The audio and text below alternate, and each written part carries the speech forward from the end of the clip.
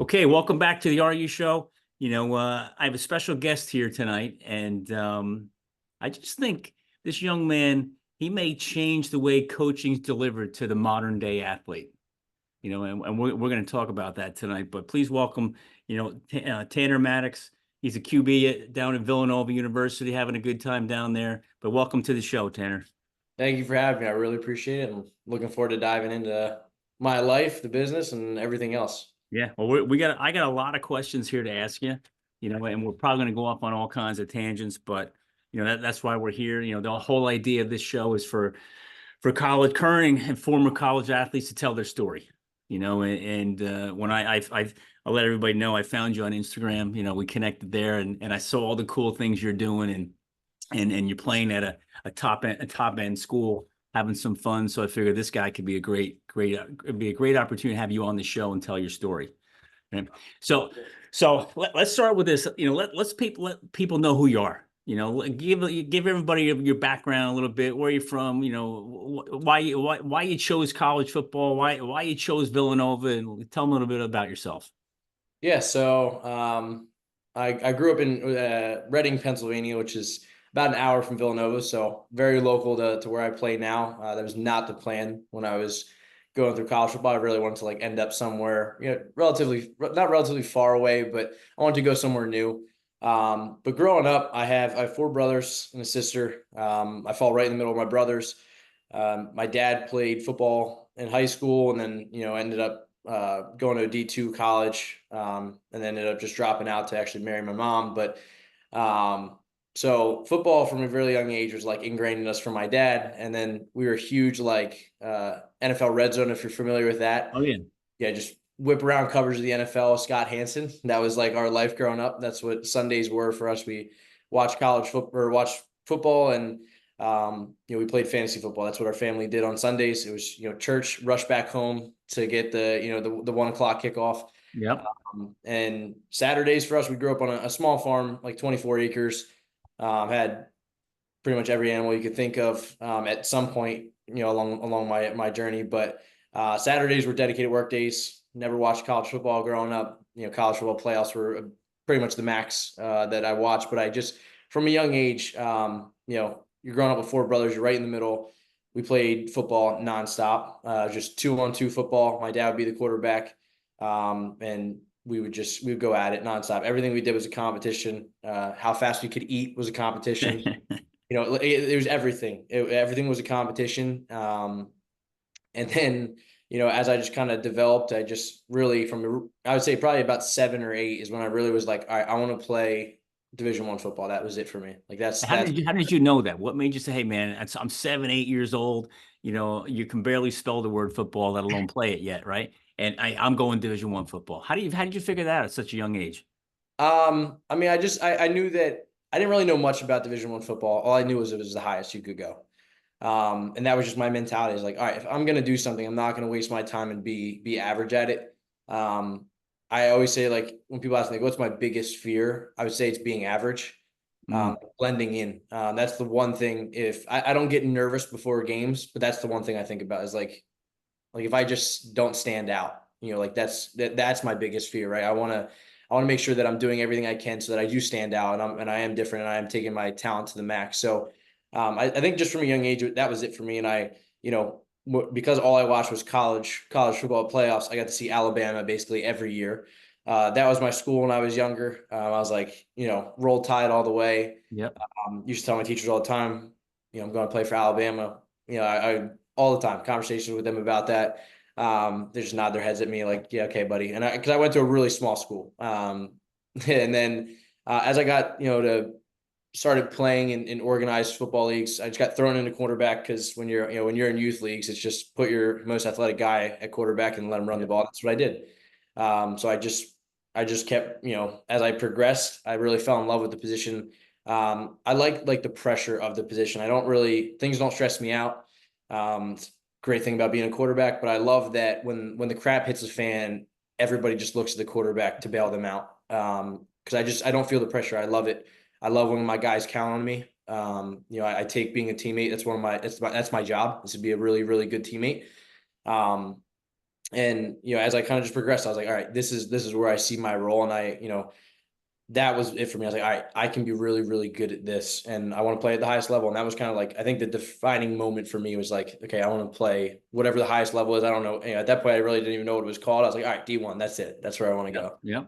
That's awesome. Well, you know, for those who don't know, you're going into your junior year, right? Yeah, yeah. So So I'll be a junior academically, redshirt sophomore. I got redshirt my first year. so you got 3 more years to go, Yep, right? Which is a lot of time left still, that's a right? lot of You yeah. know, and what's cool to listen to you, Tanner, as such a young guy with you're very poised. You know, you're a good talker. I'm sure you've heard that already. You know, you're good on your feet. You're a good talker, but you know you've been in it for a couple of years. You got 3 more years to go. The game is not easy. Playing college football at your level, I don't even care if you're playing Division 3, you know, or it's still not easy. But at your level, what keeps you focused? What keeps you motivated? What keeps that drive inside of you year after year to keep coming back to compete at that level? Yeah, I think it's just a simple thing, and it's really what made me want to play at the highest levels. Obviously, like, yes, I want to play at the highest level, but from a really young age, I realized that I wasn't like everybody else. It's not like a cocky thing. I just when I played, I was more athletic. I played with my brothers who were really athletic, and I always seemed to have an edge on them, even though they were older. And I just realized that, like, hey, God gave me a gift to play this sport, and I would waste it if I didn't try to play at the highest level and if I didn't do everything in my power to make sure that I'm the best player I can be. And as we get into the business stuff later, that's the same philosophy I took in that. It's really the same philosophy I take in everything that I love. Unfortunately, the things that I don't love get a really short end of the stick. But the things that I do love, and I realize that God gave me a talent, and I'm like, all right, how do I pursue this, and how do I be the best at it? And that's what, like, it makes it easy for me to get up early. I love going in early and watching film. I usually beat the coaches in, when we're in season.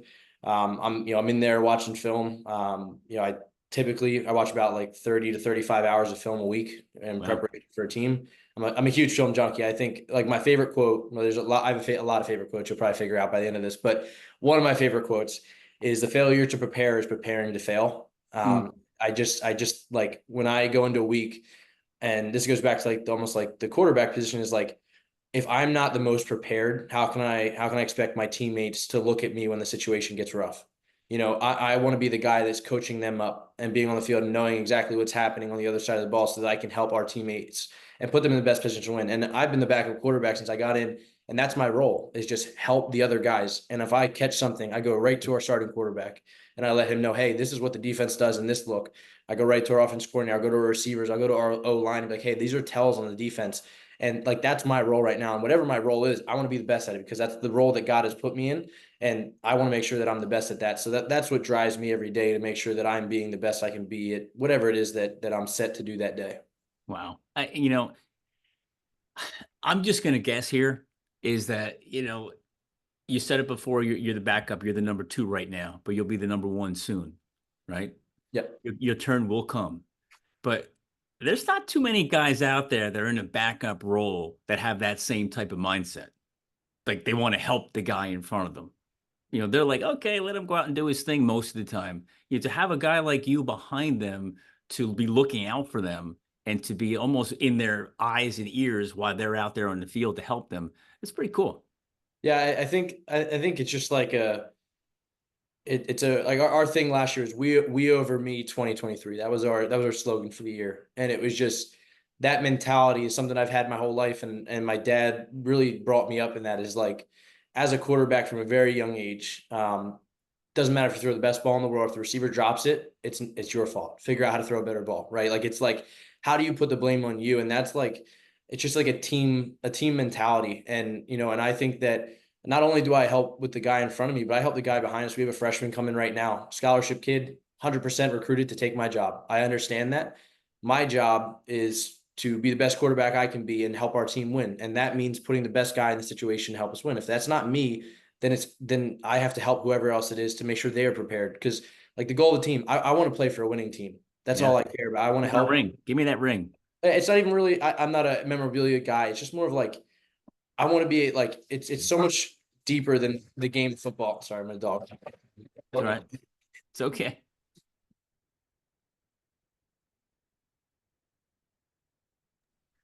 Sorry about that. Yeah, but like it's just it's much deeper than the game to me. Is like I talk about, and the guys on our team know this. Is like I want to be a guy that they call in 20 years from now because there's something hit the fan. You know, Yeah. like that's the kind of teammate I want to be. You know, I want to be remembered as a great leader, not just like some guy that was selfish, you know, on the field. And obviously, I'm super competitive, so obviously I want to be on the field, but at the same time, I want to help our team win. And you know, if that means helping our starting quarterback and the quarterbacks behind me to make sure that everybody's on the same page, then that's what I'll do. And the That's same thing, awesome. well, as we talked about already, but like they got me punt returning right now, Yeah. right? If they told me to play offensive line or tack, I'm gonna figure it out. Like You're that's, going. you know, it's whatever, it's wherever the team needs me is where I'm gonna go. And I always say, like, I am our quarterback's number one cheerleader, and I can guarantee you that every single Saturday I'm up there. You know, I'm right next to his parents. I'd probably say for his number Yep. one cheerleader, but like that's my role, and that's my role on Saturdays to make sure that our team wins as being a supportive guy like that. That's great. You see yourself being a head coach one day or something? Yeah, I do. I think I think coaches have a huge impact on their kids. I still remember my youth coach. I don't even know if he knows the way I feel about him, but is Coach Usner. He's actually one of my younger brother's friend's dad, but he was my youth coach. Yeah. Um, and I still remember all the things that he did to help me out. And you know, I don't even know if he knew that he was helping me as much as he did, but they just have such a huge impact, you Well, know, on your life. And I think that if I can get in a position to help young athletes and help clear their heads and make sure they're in the right space, because it goes beyond football. Again, that's, you know, yep. football's a very, as you know, right? You played football. Yep. It all has its timing, and it's all going Yeah. to end. And you know, I want to be able to somebody that impacts the game beyond that and the players beyond that. Yep. Well, let me give you a little advice. Okay. With regard to your coach, you said you don't know if he knows how you feel. Tell him. Even if it's just send him a text message, send him an email, send him something, but tell him. He probably already knows, but if you haven't verbally told him, if you tell him, it'll make his day. Yeah. You know, because let me tell you why I'm telling you this. Is when I was in high school, my head football coach um, was very impactful, extremely very tough. But I tell you, if you go back to the night this is the early '80s, man. It's like these the stuff we went through. You guys would never go through, Yeah. and I'm sure I sound like the old timer, right? Yeah. But he put me through a couple of things that made me wake up because I was a pretty good athlete, and it was almost like I felt like no big deal until all of a sudden one day I got this huge wake up call from him. And because of that, I showed up every day fighting harder, playing harder, focus more. And I guarantee you that is the one reason and the only reason I ended up getting a scholarship to play in college because he turned my head and my mindset to like, hey, you got to get better. You can't settle for who you are and what you're doing because that's not good enough. And when you're young, you're 17, 18, you're like your attitude sometimes needs to be put in check. Yeah. And the reason why I'm telling you to tell your coach, because I kept telling myself one day, I got to tell him, I got to tell him, I got to tell him. Because I tell everybody, but I never told him. And then he died. And I never got a chance to tell him. So a little advice, reach out to him, Yeah. let him know. So next other question I got for you. You got a lot of things going on, man. You got school, you got football, you got your business, which I can't wait to dive into that. Is how you balancing all this? How you balancing school, academics, your social life, the business? Like, do you sleep? um, well, I guess I mean I do sleep. I would say I sleep a little less than most people. I God allows me to function off a little less sleep, which is awesome. But I would just say it's that honestly is like again when the driving factor is bigger than yourself, bigger than how your body feels. You know, is like God put me in a position to do all these things, and that's a question I get a lot: is how do I manage it? You know, I know one thing talk about social life. I don't have much of one. I'm married. I don't know if that was something that you knew or not, No, but I didn't know. yeah, I got married at 18 years old. So you know, been married for over 2 years now. So my social life is with my guys on the team, and straight home with my wife. That's about it. There's only that's about the maximum social life I have. But it's sacrifices on other ends of things. Probably shouldn't say this. My coaches know it. But like my academics aren't where they should be. But that's like one of the sacrifices to be able to do the things that I do is, they're not, exceptional grades. Obviously I'm not like going to be ineligible or anything like that. I understand that. But I've never really been one for school, high school. I had businesses in high school as well. So I've really been living this life before I got to college. So it was kind of like the not much change. I didn't get to college and start working harder. Right. I from a really young age, I ingrained just this work ethic that I lived the same life in high school. I'd say I almost lived a harder life. I had to put on some weight. I was really, really skinny in college or in high school. Obviously trying to go to college, I was like 150 pounds when Nova was recruiting me. And to put on weight in the off season, not really in the off season, still in school though, I'd wake up at 3 a.m. and make eggs, eat them, and go right back to bed. And I'd wake up at 6, and I would wake up at 3 hours later and work out, and then go to school. I did that for almost 6 months, and I put on 35 pounds. How much you weighing now? I weigh a little over 200 right now. So And I got what are you, 150. I'm 6'1", like 201, 202 somewhere. Good size. Yeah. So, but it's just like I was miserable for those 6 months. I was so stuffed with food. It was like family would come over and they would be like, "You all right?" I'm like, I'm like, if you punch me in my stomach, I'm gonna lose 10 pounds from throwing up. Like it's just, it was, but it was like, again, it was just like that sacrifice of like my body being in comfort wasn't something I cared about at that point. It was, I needed to put on weight, and the worst part was I had to keep my speed because I was extreme. I'm really athletic for a quarterback. I actually went from running like high 4.8s to running like a 4.6 and put Wow. on like 5 pounds. I mean, just again, a lot of my now wife, when we would hang out, was literally I would just go over there and sleep. I would Yeah. literally lay on the couch and she would put on a show and I would sleep. That was us hanging out for Yep. almost 6 months. It was pretty crazy. But it was just like a necessary evil to make sure that I was where I needed to go. And my wife is extremely supportive, as you can imagine. Hanging out with a sleeping guy for 6 months is hard 6 months. to. Yeah. So she still ended up marrying me, which is good. So Now, is she an athlete too? she played lacrosse in high school, nothing in college. She just works now. Okay. We weren't going to spend money on school or anything like that. So we were like, all right, we'll work. And then, the plan is play in the NFL or take the business where it's got to go. And she'll be a stay-at-home mom. Well, that's kind of like where pretty traditional route, I guess you could say. Okay. Nothing wrong with that. Nothing wrong Yeah. with that. So how do let's talk about pressure for a second. As a quarterback, you mentioned it before, you thrive under pressure. You don't get nervous, which is not the norm, right? Some guys just get so freaked out, so nervous, they can't handle the pressure. How do you balance that type of pressure in your life? Yeah. And you're a husband, you're a student, you're a college quarterback, you're a business owner.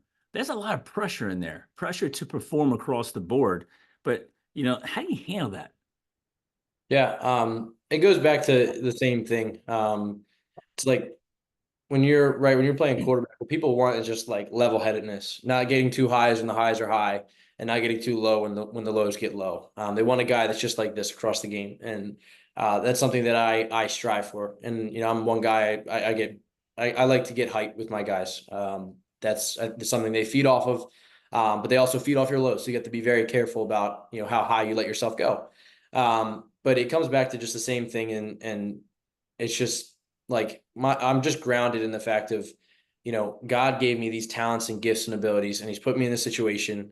And back to the preparation. If I've done the preparation, what is there to be nervous about? If I've put in 35 hours of film and I know that I've outstudied the opponent and I know what they're going to do before they do it, why should I be worried? I know the gifts and abilities that I have, and I know the preparation that has been put in, and together like that's where confidence comes from. I think it's Joe Burrow that was talking about it. I listened to a podcast or something that he was in. He just talked about it. It's like, his confidence. He's like, it comes from preparation. And I agree with that. It's just, I'm like almost over prepared in a sense of like, I know exactly what's going on. I remember we were playing Towson, and I knew when the defense was actually out of position. And one of the plays I told the linebacker was in the wrong spot.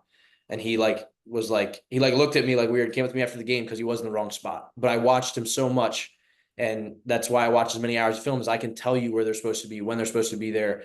And it just allows you to slow down the game. And that's where pressure comes from, and being stressed out is like when things start moving too fast in your head. You're not going to be able to focus. You're not going to be able to rely on the preparation that you've put in, as if your head's spinning. So again, just keeping my head, level headed, and we have a good coach in there as well on the football side of things that keeps us level headed. And then on the business side, it's being a quarterback. It's what a CEO of a company or founder of a company is. You're being a CEO. So it's, for me, it's like almost like it's second nature to me. I enjoy it. I enjoy building a company, and I enjoy the challenge of building a company. I think it's something I'd almost say like I'm addicted to, same as I'm addicted to football. It's like, to me, it's like the greatest challenge ever is to figure out, is this going to most people fail. 90% of businesses fail. Yeah. Can I find myself in that top 10%? And that's a driving factor for me. Well, you think about what you've accomplished so far, you think about percentages, right?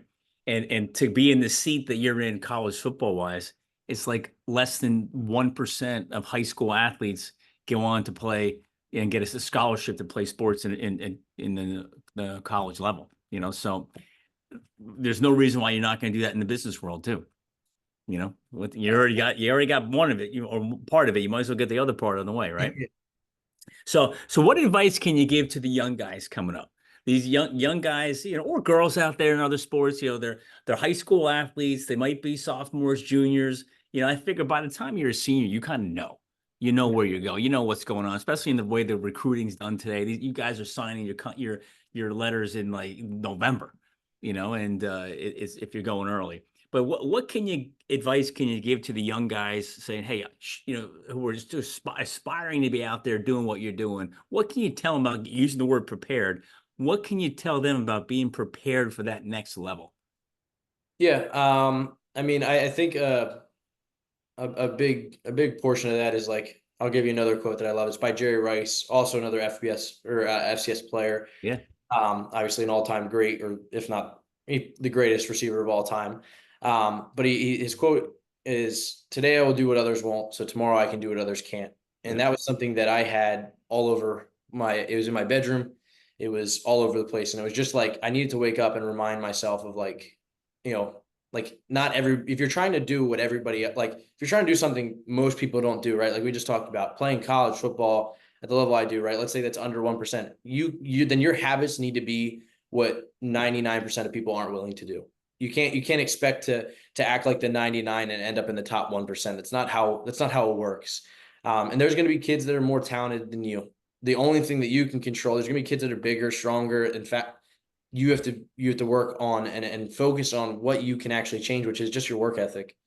Like there's not many kids that I know of that would wake up early and eat food. And when I tell people, and I've talked to a lot of young athletes, and like I'm trying to put on weight because that's like a big thing. Well, wake up at 3 a.m., eat, go back to bed. And they're like, well, I can't do that. I'm like, you have to. And you're going to go through school and you're going to have to try to pry your eyes open and focus. Like it's not easy, but again, it's like, if it was easy, everybody would do it. And I think like, as you prepare for the next level, the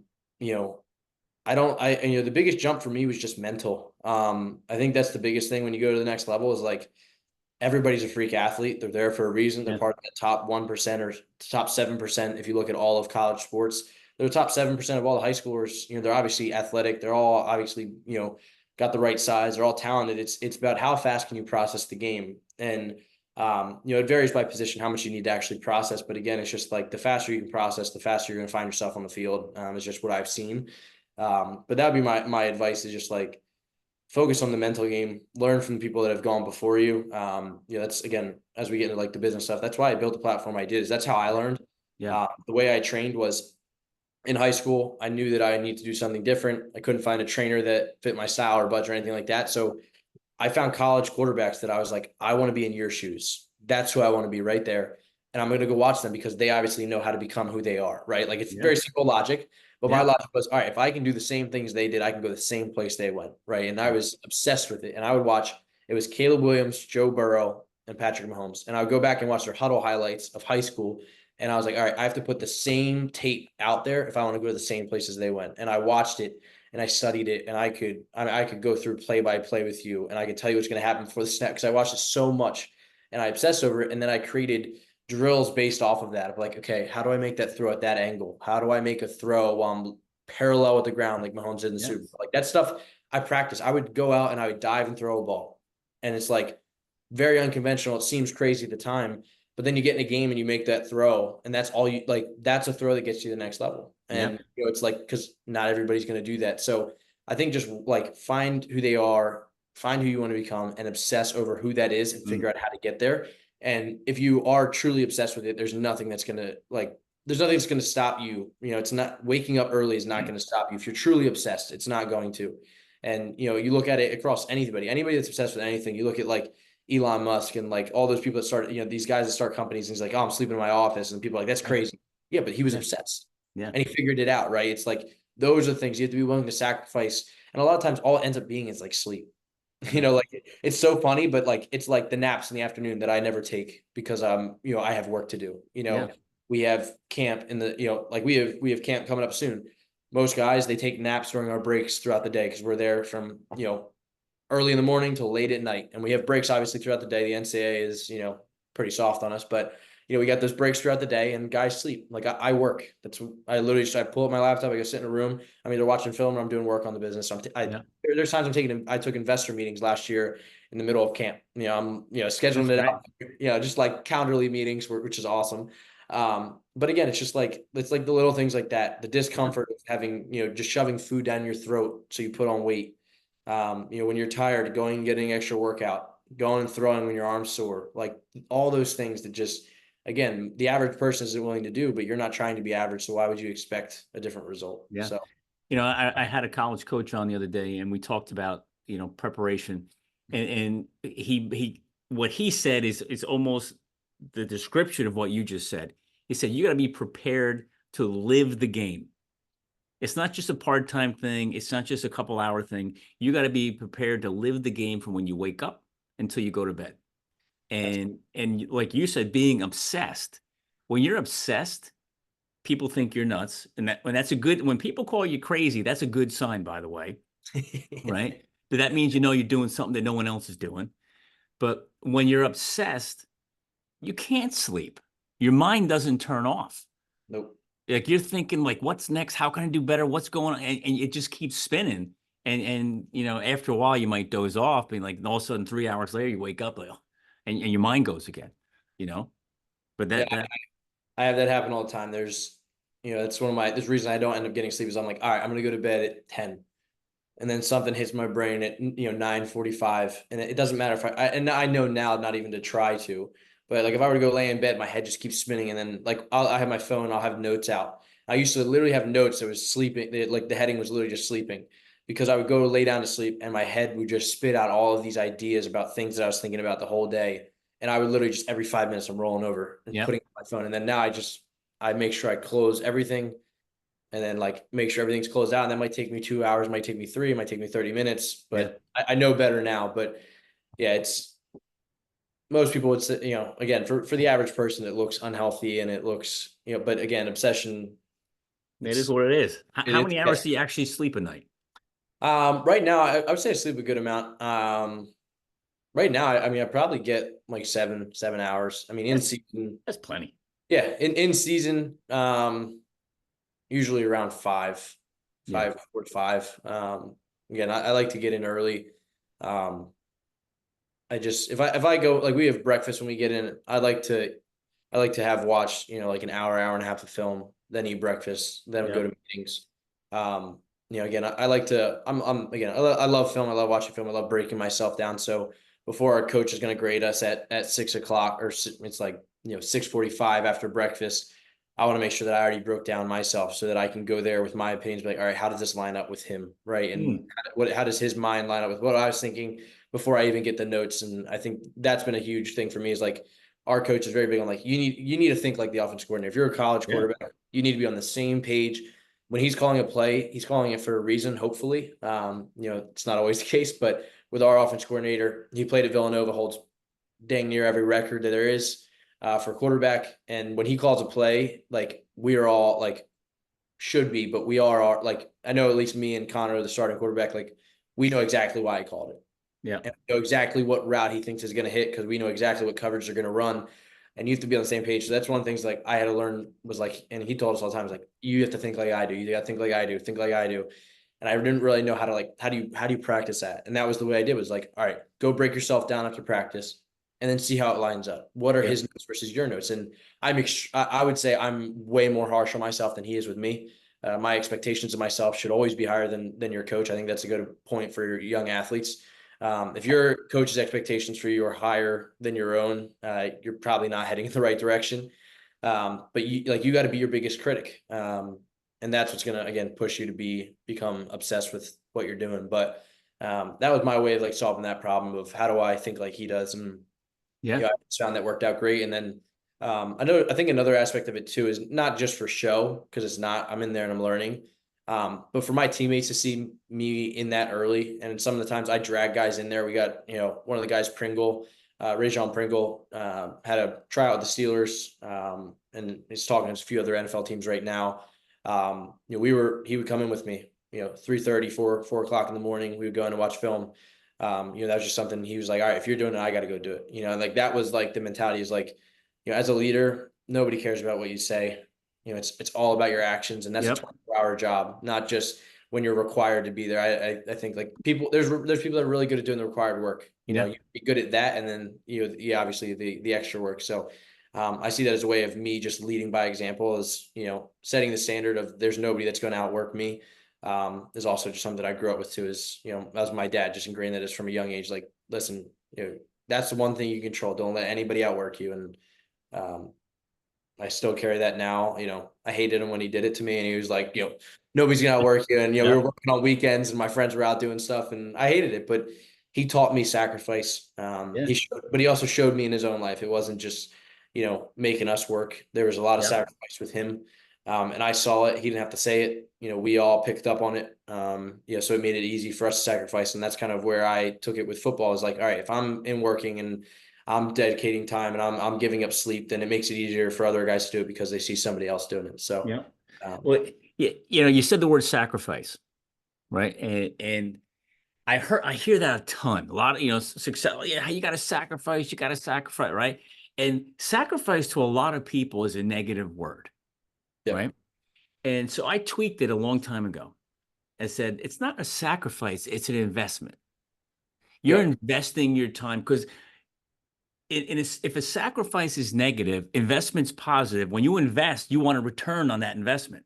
So if you invest your time, in certain things versus other things, that's going to compound into a result that you want. Exactly. In the future. Yeah, I think too many people just take it with, hey, I'm sacrificing something, which means I'm getting rid of something. But I'm getting rid of something to get something else. Yeah. What a sacrifice is. It's, and to really like it is for faith, right? Like Jesus had to die so that something else, a result of that, so that we could be saved, right? There's also another side is, yes, there was death on one side, but on the other side is life. Like, it's like the same thing is how I see it. And like, it's like, all right, I give up my social life. I don't party, I don't drink, I don't do any of that stuff. And, sure, to other guys, that's fun. And to me, it's like, yes, I would love to be out with my guys, but that's not my scene. And on the other side, I get all these other things that I want to do. And, and it's just like with being married, right. And doing all these other things is I sacrifice a lot of things. And I honestly, it comes back to obsession. There's about, 4 things or 3 things I would say that I'm really obsessed with. And obviously, like, number one being that was kind of like what I took out, but like my faith, number one, but like it's my wife, it's football, and it's my business. Those are 3 things that I'm obsessed with. And if I'm doing something that doesn't contribute to those 3, then it has no value to me. And that makes it very easy for me to just go, all right, this has no value. I need to cut it out. And it's like, I live a very bland life. I don't go out and do all these fancy things and, but I'm okay with that because I have 3 goals in mind, and I'm going to make sure that I go out and achieve those. But, you don't lead a bland life. It's compared to what? Compared to the craziness, it's look at the stuff you're doing. Well, I guess that, like, I guess it's not a, to me, it's an awesome life. I love it because, again, I'm obsessed with it, but I live a very unusual life. I guess we could put it that way. compared to You're crazy. You're crazy. yes, yeah, I live a crazy life compared Yeah. to other Yeah. people. But that's what successful people do. They do crazy stuff, you know? Yeah. So let's talk about your business, and I saw your videos and that's what made me reach out to you, and let's talk, you're preparing yourself for after the game, right? And the game is only going to take you so far in life. Hopefully you have a 15-year NFL career, but even 15 years puts you in your 30s. Yeah, I know. You know what I mean? So it's like, what are you going to do after that, right? But maybe you don't have to do anything because you make so much money like Patrick Mahomes, and you can just hang out and play basketball or something. But I always say I'll never actually retire. It's just there's no way I'll ever be able to, it's a motor that I won't be able to turn off. they can't turn it off. So It's so yeah. tell us what's going on business wise. I think it's really cool, and while you're telling the story, I want you to, I wanted to be able to go out there to other people that say, hey, I want to be on that platform. How do I get on that platform? Right? That's one. And two is you're looking to grow the business. You're looking for investors. Well, how do these people out there who, if they wanted, hey, that's pretty cool, I want to invest in that thing. Well, how do I do it? Where do I go? Yeah. So on the business side, as I kind of already talked about a little bit, it was like I couldn't find a trainer that I liked. I couldn't find one that fit my style, my budget, or even my location. If I do in-person training, it's in Boston, 5 hours away. I'd rarely make that trip. But like I just knew I still, again, through obsession, was like, all right, I still have to do something else. I have to do something that's going to separate me. And that's when I got into watching, Caleb Williams, Patrick Mahomes, Joe Burrow. And I just watched them. And, again, the logic was very simple. If I can do what they did, I can go where they went, right? Very simple logic. And I created all these drills through them. I trained that way. And, a year later, as a junior, I committed to Villanova, first Division I player from our program, to put in perspective how bad our high school was at football. And, and that was kind of like, okay, proof of concept number one of like this business was like, all right, I wish I could have learned from college athletes directly instead of having to be, like this crazy guy that's going and finding every social media video out there, every highlight reel of them possible. And then right after my junior year, it was 2021. And, heading into my senior year, 2022 is when, obviously NIL really started to pick up a little, obviously regulated in 2021, but then started to pick up a little bit through 2022 as they regulated it. And I was like, all right, here's the opportunity to bridge that gap, right? We have young athletes on this side that are just like me, that want to learn from who they want to become like. And I was like, boom, great. We can bridge this gap now. Obviously sounded a lot simpler in my head. And then, as I got to college, I got to experience the other side, which was awesome. I went from being on one side of our platform to being on the other. And I was like, I don't have as much time as I thought I would. As a college athlete, a typical college athlete, let's put it that way, you got school, you got You have no football, time. No and you time. social life. You don't have time. And I was like, all right, I want to solve that problem. And then I was like, then another problem arose. I was like, NIL is not meant for anybody other than the top 1%. You got to be a top performer on the field if you want to get money. And I was like, all right, I have to, these are the problems. All right, I got multiple problems here. I got the young athlete problem that I had, which was like, I want to learn directly from them. I couldn't find anybody that fit my location, or was in my area. I couldn't find somebody that was in my budget or my style. So I was like, all right, I want to solve that. And then on the other side, I want to solve the fact that college athletes really don't make money, even though you hear a lot about NIL and people paying people, but the average college athlete does not make a lot of money and they don't have a lot of time. So like, all right, how do I solve this problem? And that's where Athlete Squared was started. Emptied my entire brain onto 3 whiteboards front and back at a dorm at Villanova. And that's really where the idea was born. It was like, okay, for the college athletes, they get to create content when they want. They just, determining how much content they're putting out every month, what the content is, how often they're posting, what their pricing is. And then what type of training content do you put out, right? We just tell them you're creating content you wish you had when you were in high school trying to make that jump, when you were a young athlete trying to make that jump. What did you wish you knew? And instead of making it for an individual athlete, one-on-one, you're making it for a group of athletes that are in the shoes that you were 3 years ago, right? And for the young athlete, that's great because now it makes it way more affordable. According to like surveys and parents that we've talked to, 5 times our platform at a minimum is 5 times cheaper than what they pay right now on a monthly basis for sports training. So we solved the budget problem. Like, great. the online training, we solved the location problem. And then style, there is college athletes out there that play a million different styles. You can find one. And the way we do that is every video the college athlete puts out, they tag it with what it works on, and you can go on there and you can find that college athlete by what skills they train, but you can also see their highlight reels to figure out, do I want to play like this guy? Do I have a similar playing style?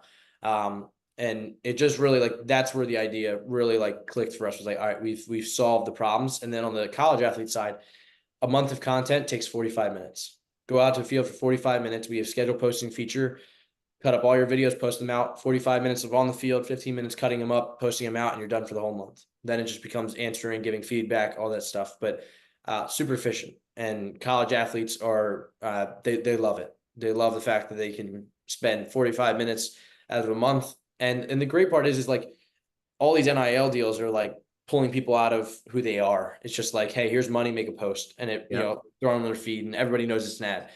You're a college athlete. You're already on the field training. You're already doing extra work, right? The average college athlete is doing hours of extra work every week, and everybody has an iPhone that has like 12 cameras on it. Yeah. All you have to do is record yourself doing those drills, cut it up, talk to the camera. Hey, this is what this drill is. This is what this is for. This is what it works on. Like, and now you have content. So it's not even like you're really going out of your way. We're meeting you where you're at. So it allowed the college athletes fell in love with it right away. We ended up building out a wait list for it. We had 1,300 college athletes. Just put that in perspective for majority college football. We have over 1% of the entire population of college football players from Division I all the way to Division III. Yeah. Took advantage of competitive nature. The wait list, you signed up, you get a rank depending on where you signed up. So like, let's say you're 800th person, you're ranked 800th. And then obviously as we got more people on it, it was like, hey, you're behind, 799 people. As we got, more people on on the wait list, it was like, hey, you're behind, 10 guys at Rutgers. Hey, you're behind 10 guys on just your team, on your Rutgers football team. And then it became like, and the only way you could move up was if you shared it with a teammate or another college athlete and they signed up. So we just created this, like, just this, I mean, it was really just the snowball effect where college athletes were like, hey, he's attacking my competitive nature. How are there 10 other people at my school in front of me?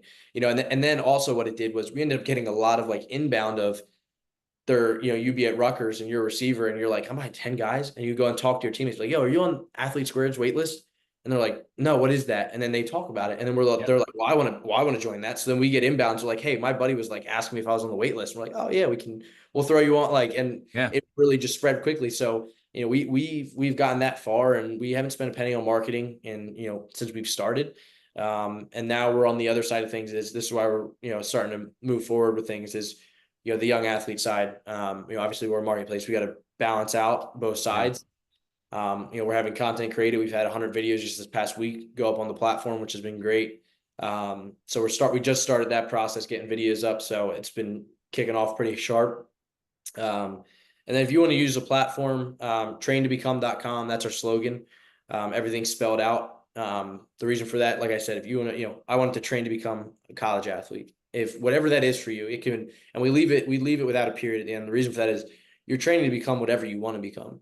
For some people, your goal might be start on the freshman team. Your goal might be to become the backup quarterback by the end of the year. Your goal might just be maximize my potential. And whatever you want to train to become, you can train to become with Athlete Squared. You can find a college athlete that meets your need. And then on the other side, obviously the college athlete can train to become a mentor, a coach, whatever it may be for them. So like traintobecome.com, that's where our platform's at. Be wary of bugs. That's the one thing I will say is like, we just pushed it out.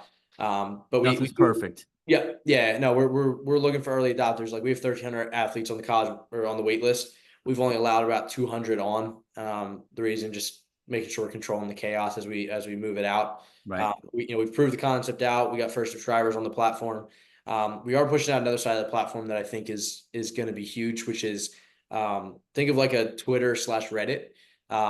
Anywhere, any college athlete is going to have access to it, and any young athlete, their parent, their coach can go on and ask any question they want, and they can go on and ask, hey, how do I throw a ball better? How do I throw a spiral better? How do I better shoot the 3-point shot? And they can tag a specific athlete if they would like, or they can tag, they can tag quarterback, shooting guard, point guard, and every athlete that is in that position will get a notification that a young athlete needs help. And it's a way for us just to, that's cool. get on the platform and get value right away. And now if you're a coach and you don't, a lot of youth coaches, they tend to be parents, right? They don't really know what's going on. So they can go on there and ask a college athlete, Yeah. hey, we're trying to develop our guys, or we're trying to, help our team here. What do you think are some good drills? Athletes answering them right away with answers. But then again, it's just like a way to free value out of our platform. It'll help us with user acquisition on the other side of things. It's a free platform to learn from the people you want to play, like the people that you watch on Saturdays. And I think that's a unique feature that we have. And I think that's going to help us grow tremendously. Oh my God, yeah. I'll tell you, I wish I had that years ago when my kids were playing sports. I was their coach of everything, right? Yeah. And like I helped coach, a basketball team. Like I never played basketball in my life.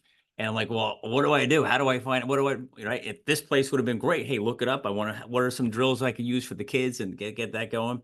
So if I'm an athlete, let's say I'm a high school quarterback, and I'm a junior in high school and I want to learn, I want to play like you. So I type in, your name, or I type in, quarterback this, and things pop up, and these videos come down into my, just for lack of better words, my portal or screen, and I just watch it. Then I go out and train to what I watched. Yep, exactly. Yeah. So there's a bunch of ways that you can find who you're looking for. There's typically two users that come on our platform, right? It's just keep it in the broadest sense. There's athletes that know exactly who they want to train from, and there's athletes that don't. So we want to address both of those. Obviously, you can go and search up Tanner Maddocks in the search bar. Boom, I pop up. There's other ways. If you're a school fanatic and you're like, hey, I really just love Villanova, I really love Rutgers, I can go in, type up Rutgers. Every athlete from Rutgers will pop up on your screen. You can search by skill. So if you're a quarterback and you're like, I don't know who I want to train from, but I know that I got to get better throwing mechanics. I type in throwing mechanics. Every athlete that trains throwing mechanics pops up on your screen, and you can look through those videos. And then obviously there's free videos, and then there's the subscriber videos. So you're subscribing to that athlete, that specific athlete, to get the training every month. What we do for if you're still trying to figure it out and you're a quarterback, you don't necessarily know where you want to go, you can get a free trial with quarterbacks, and it's just like a quarterback page. We pull the top 10 quarterbacks from our platform. You get videos from them. You get 10 videos in that week. You get to see them. You get a range of different quarterbacks, figure out which one you want to go with, and you can move forward from there. But we provide a lot of ways that you can figure out as young athletes. Like, we really want to protect the young athletes. That's our goal. Yeah. We want to make sure they know exactly what they're getting out of our platform. We don't want them subscribing to somebody that's not going to provide value for them. So that's why we do the tagging system that shows up on the athlete's dashboard. So if I'm a young athlete, I can see everything that Tanner Maddocks trains, every single skill, and I can look through it. Do I want to train that? Do I need to train that? No, actually, I have this down. Let me go find somebody else that's a better fit. There's the highlight reel where they can see, do I want to play like him? Do I have a similar playing style? There's a lot of different styles nowadays for receivers, for quarterbacks, Yeah. anything. So we want you to be able to see that. So there's a highlight reel. There's a my story where I can just talk about my journey to where I got to. So like a young quarterback or an athlete that goes to a really small school that thinks there's no shot of them making it out, go on my story and see that I made it from a school and I was a first Division I player. And to them, that resonates. We have another athlete, he tore his ACL twice, and now he's at Purdue playing safety, right? Like, that's stuff that resonates with the athletes. Yeah. We want to make sure that they get to, see and make sure that they like this athlete before they subscribe. So, all athletes have at least one free video in there. Yeah. That you can see, like, what is the video quality, what is the training, how do they coach, and make sure, again, it's 100% a fit before you move forward with it. Man, it's so cool. So you mentioned the one guy injured, went to Purdue. Do you have stuff on there to have, like, for injured guys, so like to rehab injuries and therapy and that kind of stuff? Yeah, so we give them a lot of freedom on the type of content they can create. So like, that's one of the things that, his name's Stu. He was like, "Hey, can I put out like rehab content?" Like, you can put out whatever type of content you wish you had. Like, that's the Yeah. goal. And people will find you and decide whether or not they want to subscribe. That's up to them. But post subscription, let's say you subscribe to Tanner and you are like, "Hey, I'm improving mechanics. I'm also like, I need rehab for my shoulder." We have a request form. Even though it's not personalized training, you can submit a request on type of training that you want. So after you subscribe, you can say, "Hey, rehab for your shoulder." Boom, I'll put out a video. Like, that's typically, I'll give you, it's pretty much like, "Hey, post the content you wish you had," and then they'll give you Yeah. ideas on top of that. So like, it's like a mix of, group training / you can personalize it as much as you want. You can request content every day of, Yeah. "Hey, well, this drill, or a drill for this. I want a drill for this." And go and find it from that athlete, and they'll create it for you. It's almost like artificial intelligence with real people. Yeah, yeah, we want to stay away from artificial intelligence, but that's a great way of putting it. I've never put it that way, and I'm gonna have to steal that from you because All right. I mean, it's essentially what we're doing. Yeah. There you go. That's really cool. Learned something new about my business today. Look at Yeah, that. but that's what it is. Like people are typing in, "Hey, I want this," and all this stuff comes, filtering in. Yep. That's pretty cool. Well, let's go back to sports for a second. Then we'll go back to business also again. So you're a college athlete. You're a businessman. You're a husband. You're a student. You're a friend. You're a teammate. How has all of that shaped your identity? Um, that's a good question. It's a really good question. I just think, man, that's a really good question. Jeez, It's a tough one, right? that's a tough question. Yeah. I think I'm gonna have to go back to where I started. Started with the majority of the conversation is just like, um, my identity is in my faith. Number one, that's where it's established. And I think that's where I don't think they obviously, like, your experiences do shape you. But I would say like the majority of my mold started just I'm based, where my faith is based, and I think that's what's allowed me to get to where I'm at. When you take the pressure off of your back and you realize that everything happens because God has ordained it to, it takes a lot of pressure off your life. And I feel like, that's one thing that I think this generation needs a little bit more of, is more pressure off their back. I think like that's where a lot of my peace comes from, is there's not pressure on my back, because everything that I go through, God put me in that situation, and if you brought me to it, he's gonna bring me through. That's one of the things that one of the sayings I love is, you bring me to it, he's gonna bring me through it. He's never failed. So for me, it's like, all right, that's where I'm grounded in, and it's brought me to all these relationships, and in the good, the bad, the thick, the thin. I'm always grounded in that, and all the people that know me, they know that I'm very level headed. I don't really change much. I love to mess around with the guys. It's just like the personality, again, that God gave me. But as far as like shaping who I am, I mean, that's where the core of who I am is. And then God has just put me in situations and experiences that not many get to go into, which has been awesome. And it's allowed me to, live a life that I often take for granted, of like, it is a really cool situation to be in. A lot of times I'm always doing so many things that I forget to like stop and be like, I'm 20 years old. I'm married for 2 years. I have a great relationship with my wife. I play Division I football at a really good program with coaches that support me, with teammates that I love. I run a business that's doing really well. And it's just like, I forget to just step back and breathe at times. And just be like, and just stand in like all of like what God has done for me. And I think like that's where the identity comes from, is realizing that like I'm in all these positions because of just where God has taken me through my life. And there was a lot of times I questioned where he was taking me. And one of the things early on, I put down athlete squared, not for long. God didn't really let me, but I was like back and forth, like, okay, should I be doing this? Really early on when I first like came up with the idea. And then God sent somebody my way to who's now helps with day-to-day operations, that came along and just randomly texted me. He was like, hey, I'll help you run it. I was like, awesome. This will help me out a lot. But That's great. um, I don't really even know if that answered the question. I know I kind of went off on a tangent there. Yeah, no, it's you did. It's your identity. You're identified by your faith, Yeah. and your faith is what made you who you are today. Yep. You know. So you mentioned all those things. How the heck do you avoid burning out? Um, another good question. I would just say, like, obviously I know burning out is the thing.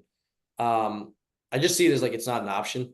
Um, it's like I actually not that you'll be able to see it on my phone, but you can see all like the little like white text bubbles all around. Yeah, And in the middle it says just win. yeah, Um, and that's like our team philosophy. And I built that in really early on. It became a joke, and then it became, well, at first it was a joke, and now it's like it's ingrained in our team. But all those little text bubbles, I can read you some, but 520,000 college athletes, 60 million young athletes, God. And then I just start listing off Harrison, Billy, Preston. These are guys on our team. And there's a bunch others on there. My wife's on there. Our advisors some of our early investors are on there. And it's just like, the mentality is like, there's all these little things and the middle is just win, because like, if I burn out and I stop running and I stop pursuing this, I'm going to let down every single person that I list on there. And that's why I have that. There's when I feel tired and I'm, and I want to take the nap that I know I shouldn't take, and like, it's like, yes, there's, and again, I know it's like, there's, the big thing right now is like mental health and burning out and all that stuff. I just choose not to like make it an option. It's how I function. And I'm just like, all right, if I decide to burn out, these people are going to lose their money. They're going to lose their time. They're going to lose everything they've invested. And I'm not going to be able to change the world for the 60 million young athletes. And I'm not going to be able to provide opportunity for the 520,000 college athletes that I'm setting out to do. And that puts me as I just failed. And like, failure is absolutely necessary. And it's one of the things that actually, when we talk about with investors raising money, why we're raising money is so that we can bring more staff on and really move our staff to full time, but move our staff on to full time and experiment with things so that we can fail faster than any company in the country. And that allows us to iterate faster. So I absolutely believe failure is on a smaller scale is absolutely necessary, but overall, like, failure is just, I don't see it as an option. I sound like Eminem right now. But like, that's just how I see it. And I like, that's my reminder. And it's not really like, I think burnout is like, you just lost motivation. I know that's like a big thing with, like I see it all the time with like, I see all these metrics on like LinkedIn of like why companies fail. And like, I know that's always a big one on there. It's like burnout, they run out of X, Y, or Z. And it's like, it does not matter if we raise money or not, we're going to figure out how to win. Because just win is like, not to put it this way, but it's like the effort mentality, effort, figure it out. But that's really it. It's like, just win. It's a period at the end. There's no like, just win when things are going well, just win when things are going, all right. It's just win no matter what. Figure it out. That's your job. And that's my job. Is like, if we get down and we're down in the third quarter, I'm not just going to burn out. I'm not going to give up. I don't care if, it's like, it's the same reason that people look at Tom Brady's, because that guy, I mean, it didn't matter if there was still a minute on the clock and they were down by 4 touchdowns. You're like, well, there's still a chance, right? Because that guy just never gave up. He never quit. And I think that's business 101. If you want to, like, I see it all the time, is like Airbnb is a great example with Brian Chesky. And I again, the way I am, I studied the crap out of, like product market fit, because that's like the stage we're in right now. Obviously, if you don't find it, you die. That's just how it works. And like, it took them 3 years to find product market fit. And you wonder whether or not it was like them being like, should they have shut it down? Should they have like shut that down earlier? It was just like, it makes me wonder whether or not it's actually whether or not you find product market fit, or if you find product market fit before you give up. And I've always wondered that. And I'm not like, that's one thing I'm not a quitter. And, it's what makes me so obsessed, is like, I don't see burning out / failure as an option. So I have to figure out how to make it work. And that's why a lot of companies they start as one thing and they end up being a whole different companies, because they just don't give up. They keep iterating until they find what actually works. And that's kind of like the same thing with football for me, is like, I have to keep figuring it out. If I did really bad at practice, I got to keep figuring out how to be better. And, if I wasn't the husband I was supposed to be that day, how do I be better? It applies across the entire board for me. It's like, failure without fixing it is an issue. Just keep moving forward. Yep. Just continue to win. That's it. So how about injuries? You face any injuries? Only I had one injury in high school. I dislocated my kneecap. That was my sophomore year off season. Didn't miss a game. Actually, I got cleared Thursday. Played Friday. And that was like no off season, no camp. I was out. Like, just blew my kneecap out. And it was actually partially my fault that it went on as long as it did. I didn't tell anybody. I actually wore a leg sleeve to practice, and it had to be black because my knee was so swollen that if I wore a white legging, you could see the black and blueness through my leg, because it was so swollen. It was ridiculous. But again, the way I grew up was like, figure it out. Like, that's the way my dad was like, you're not hurt, you're fine. And that's something I really appreciate. And in the time, I'm like, dude, I'm really hurt. But like, it was just like the mindset of like, no, you're not. And I ended up being like, all right, this is gonna like affect the season if I don't get it looked at.